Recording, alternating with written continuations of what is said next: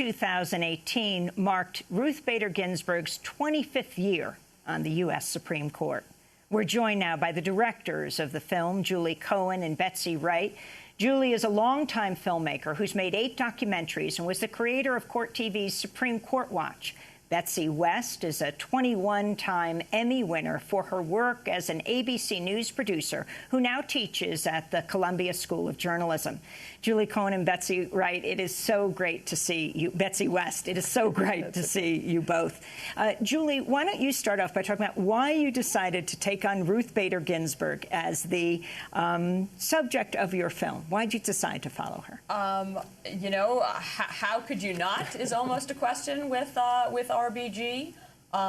Betsy and I had each individually for separate projects done interviews with her several years ago. We had followed her kind of stellar rise to rock stardom as young women began to sort of idolize her as the notorious RBG.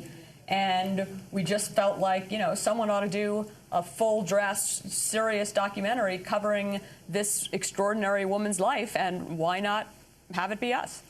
So, Betsy West, you've covered many different issues, and one of the things you've done most recently is the Makers series, Women Making a Difference. So, Ruth Bader Ginsburg, both you and Julie had interviewed her separately. Yes, yes. And what most strikes you about her? If you can begin by sort of giving us a nutshell description of Ruth Bader Ginsburg, the Supreme Court Justice. Well, when you meet her in person, she's a very tiny person, and yet she has a kind of commanding presence. I think that's the contrast about her that really strikes you. She's a very serious person, the kind of person if you say, hey, how are you? She doesn't immediately jump in to tell you how she is. She thinks about it. She's very deliberate in everything she says. So, as she just said to us in the interview, I tend to be rather sober. On the other hand, she has a fabulous sense of humor. And as we discovered in the film, she loves to laugh. And so she's a multi-dimensional person with an extraordinary life story. And I want to talk about that life story. I want to first, though, go to a clip from your documentary, RBG, where Justice Ginsburg talks about the first time she argued before the Supreme Court. In the case of Frontiero versus Richardson in 1972, the case centered on a female Air Force lieutenant who'd been denied the same housing and medical benefits as her male colleagues. Justice Ginsburg, then the lawyer Ginsburg, argued the Air Force's statute for housing allowances treated women as inferior, and the Supreme Court ruled in her favor 8-1. With not a single question. I just went on speaking, and I, at the time, wondered, are they just indulging me and not listening? Or am I telling them something they haven't heard before, and are they paying attention? The justices were just glued to her. I don't think they were expecting to have to deal with something as powerful as a sheer force of her argument that was just all-encompassing. And they were there to talk about a little statute in the government code. I mean, it was just, we seized the moment to change American society. In asking the court to declare sex a suspect criterion, we urge a position forcibly stated in 1837 by Sarah Grimke, noted abolitionist and advocate of equal rights for men and women. She said, "I ask no favor for my sex. All I ask of our brethren is that they take their feet off our necks." An excerpt from RBG, the documentary that's just aired at the Sundance Film Festival to much acclaim. In that clip, we also heard from Brenda Feigen, who is co-director with Ruth Bader Ginsburg of the ACLU's Women's Rights Project. So, Julie Cohen, let's talk about her life before she was the notorious RBG, before she was Supreme Court Justice.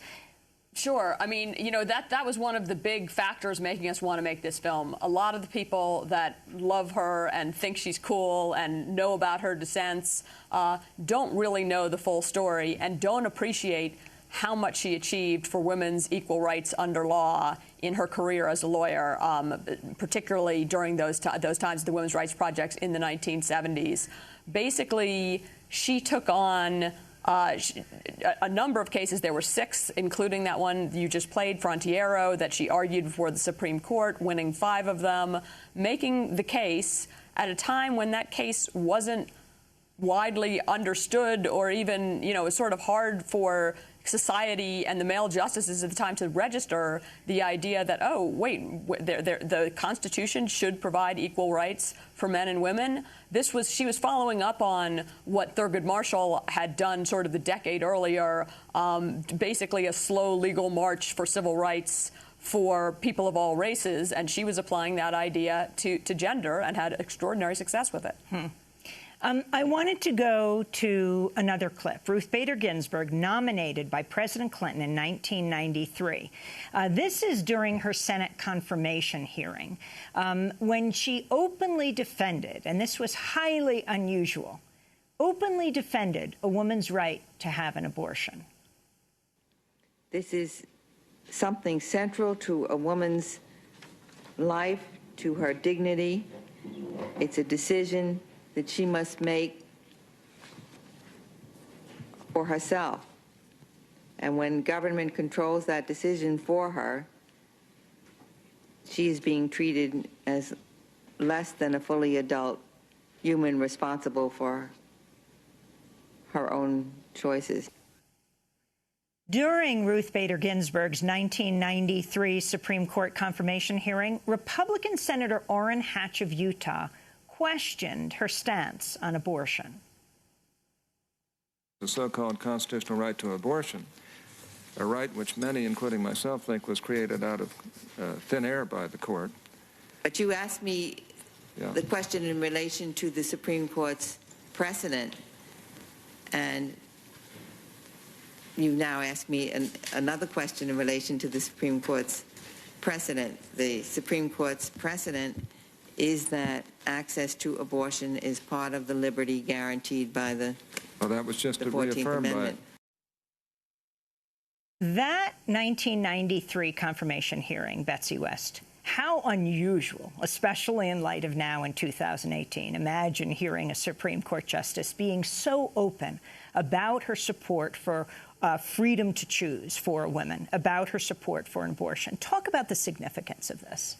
She was extremely forthright about this. She's a very principled person, and she was not going to pull her punches on this. I mean, the amazing thing is that after that, she was confirmed 96-3. I know, 96-3. And you heard, I mean, Orrin Hatch basically saying, look, we disagree, but I think you're well qualified to serve on the Supreme Court, and you've been nominated by our president, who happens to be a Democrat. That's the way this system works. It's kind of poignant and extraordinary to hear that today. You both interviewed Orrin Hatch. I mean, you interviewed him for the film. Yes. Did he say he would support her today? I mean, he was very laudatory of her. Yes, he was. First of all, he said, I love Ruth Bader Ginsburg. He said that. I was like, what? Really, he admires her so much. He admires her brain, and he admires her character, what she stands for. And he said, look, I think it's a good thing for the court to have an articulate, smart liberal on the court. He said, I think it elevates the entire conversation, the debate. I was surprised by how forceful and strong he was in his ongoing support for her. And talking about relationships that might surprise some, her relationship, Julie Cohen, with Justice Scalia and the significance of this, the history of this before Scalia died. Yes. I mean, Justice Scalia and Justice Ginsburg were quite close going back to their days together on the U.S. Court of Appeals for the D.C. Circuit in the 1980s, admired each other as kind of intellectual sparring partners. And really liked and loved each other as friends. They both loved opera. They both had a lot of other intellectual interests in theater and in literature. And the fact that they disagreed so vehemently on the law extraordinarily seemed to have made them closer to one another. They didn't deny that it sometimes wasn't exactly pleasant. After one example that the justice has talked about is, after Bush v. Gore, when they were couldn't have been more opposed to each other's point of view, when the stakes couldn't have been higher. At one point at the end of the evening, he gave her a call and said, Ruth, go home and take a hot bath, and we'll see each other again in the morning. And, it's a kind of... And for those who aren't familiar with Bush v. Gore, though they may have become familiar with the results? Yes, the Supreme Court decision that ended the recount in Florida and led to George W. Bush becoming president of the United States. Being chosen as president by the U.S. Supreme Court. By the U.S. Supreme Court. And she dissented. Right. Yes. Justice Scalia was one of the architects of the majority decision, saying having George Bush become the president, and Ruth Ginsburg wrote one of several. I think there were a number of dissents in that case, but was one of the dissenters in that case. And this issue of Ruth Bader Ginsburg being the dissenter, young people who are following her now, that's all they would think about. But that actually wasn't always the case. And you have a really interesting sort of image that you have in the film RBG, where you show her right in the center there, much closer to the conservatives, and then how she moves to the left. Betsy West. Yeah, as one of our interviewees said, she was never meant to be the great dissenter. She always wanted consensus, and she still wants consensus. She has a very practical view of the law, and she's always trying to bring people over to her side. It's very important to her that she have collegial relationships with her fellow justices, and that she makes reasoned arguments. She's not a bomb thrower. However, when push comes to shove and she feels that the Constitution is not being followed, she's not afraid to issue a very scathing dissent. And as she says, look, I'd rather be in the majority. But when I'm not, I will write a dissent. And she's got the doily collars. That's what I call them, because they look like doily. Yeah. The different ones. What do you say? Jabot is the name of them. Oh, excuse me. Excuse me. Jabot. And she and Sandra Day O'Connor came up with this together. And she's got the different ones for when she's in the majority opinion or when she's expressing the dissent. The dissent, yes. It's her. She has a great fashion sense, and she brings her fashion sense to her clothing on the Supreme Court. And, when Supreme Court justices come out to read opinions, it's not publicly known yet what the decision is going to be. So if you're in the courtroom, of course, there aren't cameras in the courtroom, but if you're in the courtroom, you get to preview a few minutes earlier, because from Justice Ginsburg's collar, if she's going to read an opinion and she's wearing that lovely sort of black, sparkly, fan-shaped collar, she's about to deliver a dissent. We're going to go to a break, and then we're going to come back and hear a really interesting comment from Justice Ginsburg just yesterday. She spoke at the Filmmakers Lodge. She was interviewed by NPR's Nina Totenberg, and she talks about this seminal foundational work of Catherine McKinnon and how it changed her view also of women's rights and what the whole issue of gender harassment is all about. This is Democracy Now! We're talking about a film that just premiered at the Sundance Film Festival. It's called RBG and is about the Supreme Court Justice Ruth Bader Ginsburg. Stay with us. This is Democracy Now!, democracynow.org, The War and Peace Report. I'm Amy Goodman. We're broadcasting from the Sundance Film Festival in Park City, Utah, and we will be here for the week. Yes, from the Sundance Film Festival, where a film about Supreme Court Justice Ruth Bader Ginsburg called RBG has just premiered. Well, before the film on Sunday, Justice Ginsburg, who flew into Park City, Utah this weekend, was interviewed by NPR's Nina Totenberg, a dear friend of Ruth Bader Ginsburg's. Totenberg asked Ginsburg if she had ever been sexually harassed herself. This was the Supreme Court Justice's answer. The answer is yes. Every woman of my vintage knows what sexual harassment is, although we didn't have a name for it. The attitude to sexual harassment was simply get past it. Boys will be boys. Well, I'll give you just one example.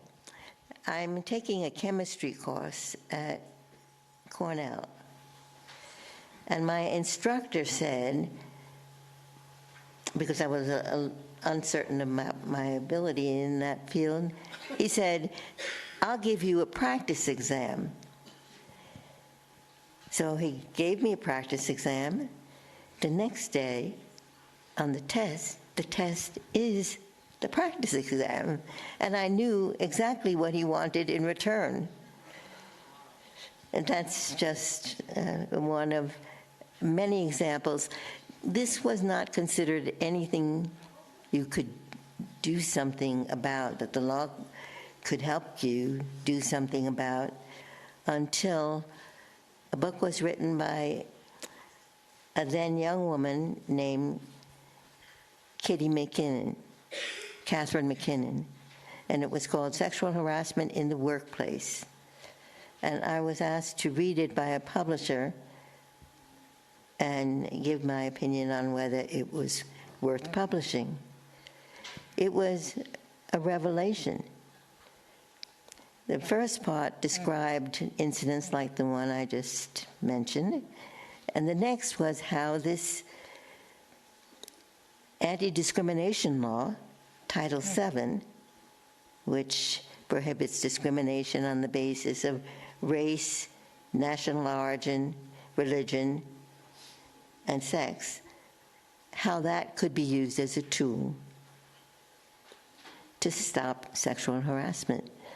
It was eye-opening, and it was the beginning of a field that didn't exist until then.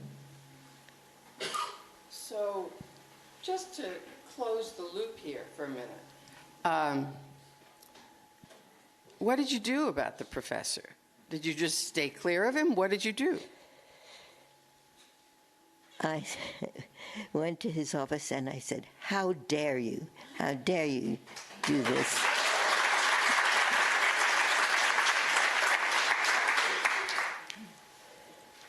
And that was the end of that. I assume you did quite well on that exam. And when I deliberately made 2 mistakes.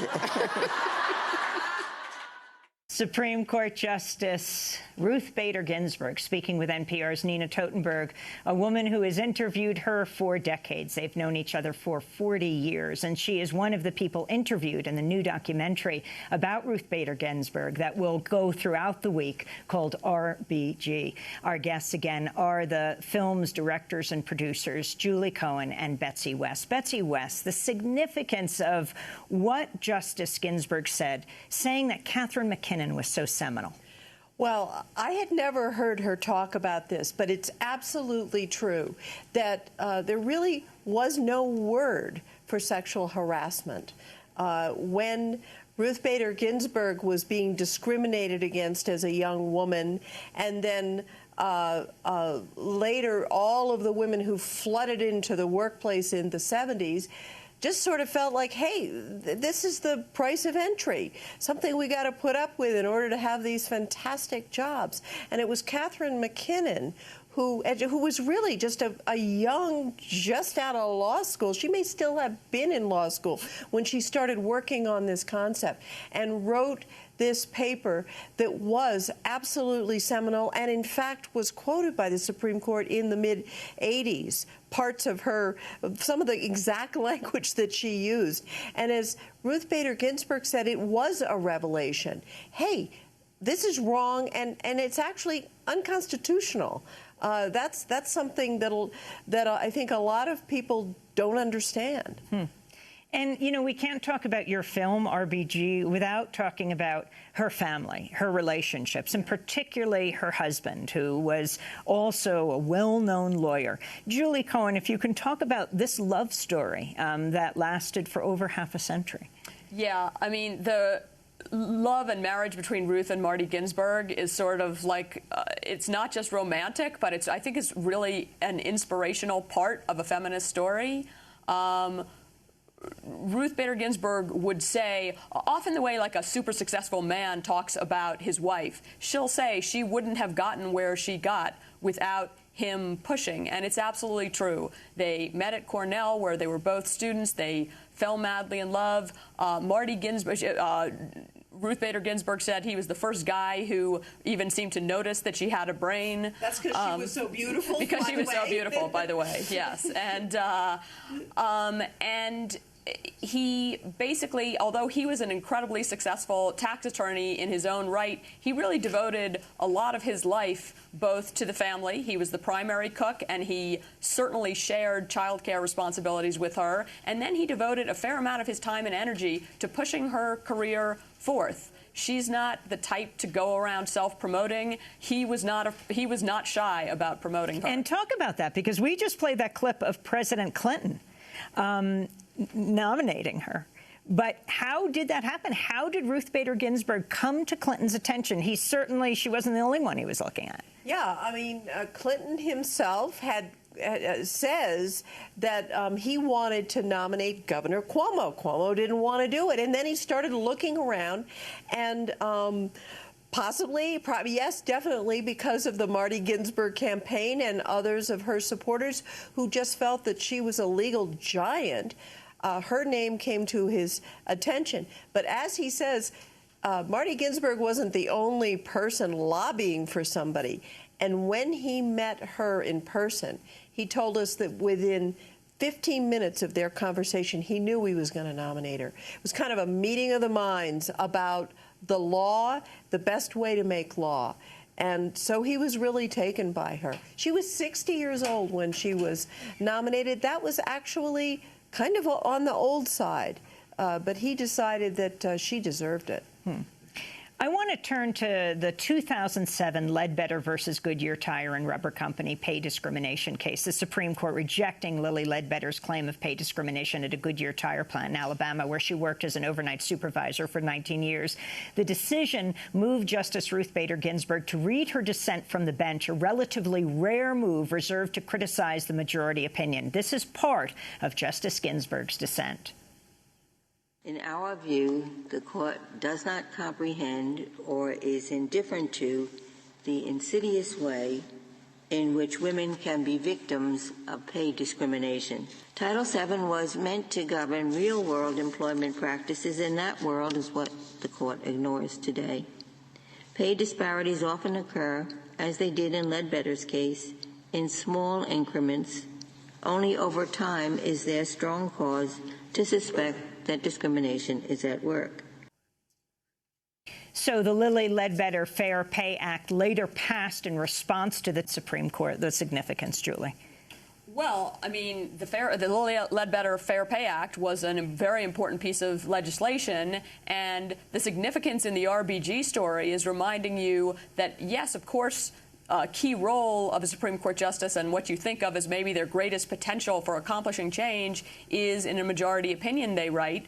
But Justice Ginsburg really made a huge difference in our laws by the dissent that she wrote in Lilly Ledbetter, not only where she explained the unfairness of the statute of limitations that had been placed on how long a woman could wait to make a claim about being paid unequally, but her dissent, she just came right out and said, like, the ball is now in Congress's court. Like, you know what, maybe we're a little stuck here on the judicial side. Congress, take some action here, and Congress took her up on it, and the law was passed and signed into law. Actually, the first piece of legislation that President Obama signed when he was inaugurated in January 2009.